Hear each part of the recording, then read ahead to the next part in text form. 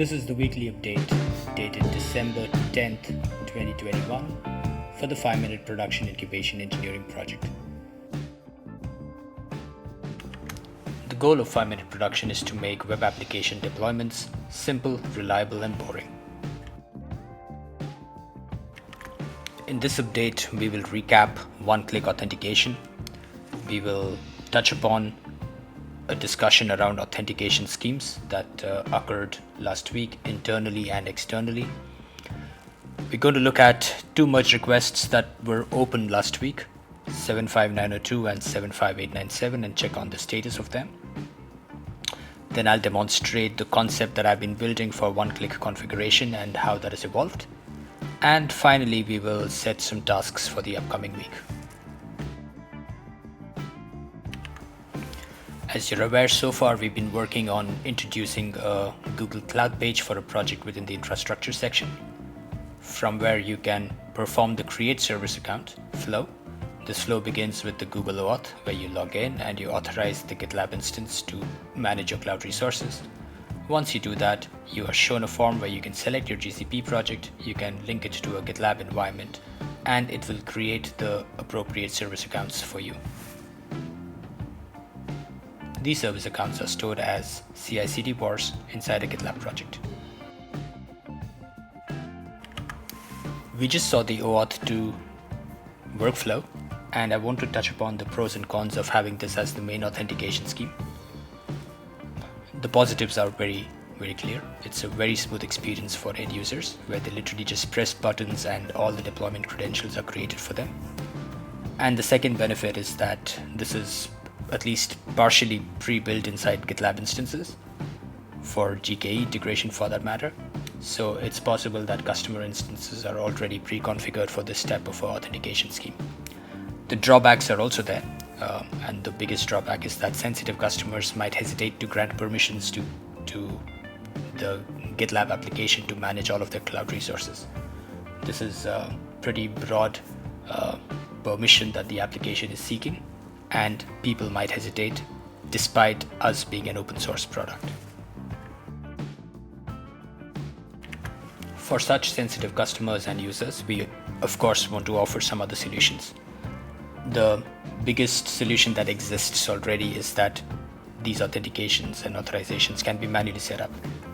So you're free to create your deployment credentials in your preferred means and save them in your secret manager, your vault, or your CI vars. This is something you can already do.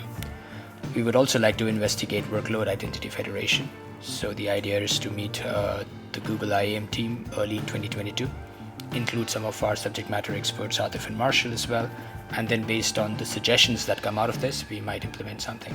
Of course, it's hard to predict when this will be implemented, but the surefire way of getting it implemented fast is to have validated customer demand for the authentication scheme. Then let's talk about the merge request 75902, which fixes a bug related to the Google OAuth 2 return URL. This sets the return URL to Google Cloud Index route, which fixes the bug. And this was reviewed by Tiger Watson and Alex Caldermis. Thank you to both of you. This MR has been merged.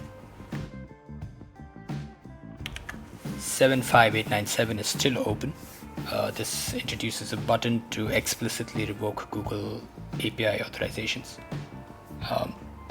And just to clarify, the default behavior is that the token would expire in 10 minutes, but we just introduce a button to make it explicitly, so if the user wants to revoke them. The front end has been approved, and thank you to Tristan and Ezekiel. The backend review is still ongoing, and I'm working with Sarah Yasonik to get this reviewed and merged. Now I'd like to demo the concept for one-click config. This was the majority of the work that I was able to perform in the last week. I'm navigating to my local GitLab. I'll find myself a project. Let's go for this one. And I'll navigate to infrastructure Google Cloud. Switch to the deployments tab and press the configure via merge request button. we are seeing the form for creating a new merge request. Let's just look at the changes. We have created a new branch called Cloud Run and a random hash over here to get a unique branch name. This branch contains one commit. The message says enable Cloud Run deployments, and if you look at the changes, it makes some changes to the GitLab CI YAML file.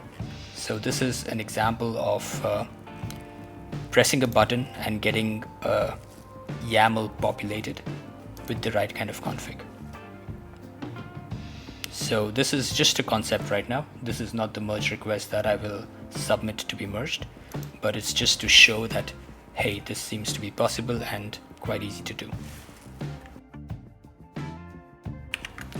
While the demo makes it seem simple, there is a lot that needs to be done. The demo is just a concept that, hey, it's possible and here it's working. But let's look at some of the edge cases we have to handle. We need to make sure that if a project does not have an existing pipeline config, then we introduce a new CI YAML file.